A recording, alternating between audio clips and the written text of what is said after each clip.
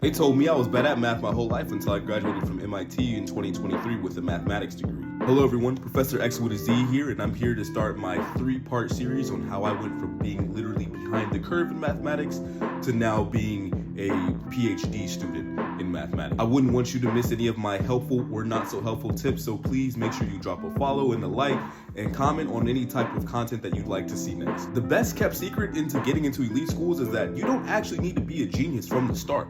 Right? You don't even need to really be a genius. In kindergarten, I really struggled with math. My teachers told my parents that I would be behind the curve. I would probably, never really be advanced. My dad didn't really take too kindly to that. So what did we do?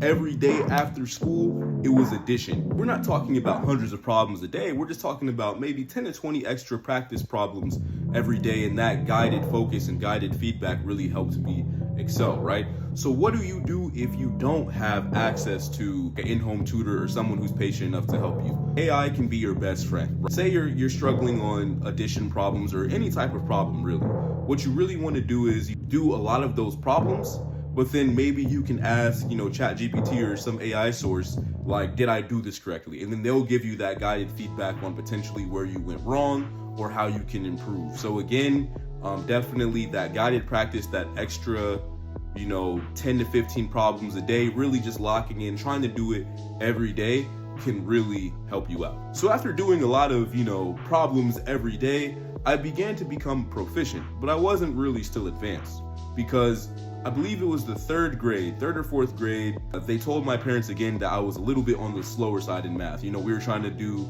multiplication tables and I was still doing every computation on my fingers. What happened after that? Again, every day after school, I completed one of those multiplication sheets, like 100 facts every day, maybe 1 to 2 every day after school. It was always timed, and then, my dad would have me correct it because he would have some sort of answer key. And, just that constant practice really got me going. A lot of the secret to excelling in mathematics is not really a matter of, oh, I'm the smartest, or yes, I am, innately, the most capable. It doesn't come down to that. It literally, most cases, comes down to just doing extra problems. It's a really pattern-based science. So sometimes it took me hundreds of thousands of attempts to get to that level where I was just proficient, right? But for some people, it's quicker. For some people, it takes a little bit more time. But a lot of times it's just that extra practice. One of the biggest takeaways that I had with my experiences in elementary school, it's very dependent on the source, right? Like who's teaching you the math.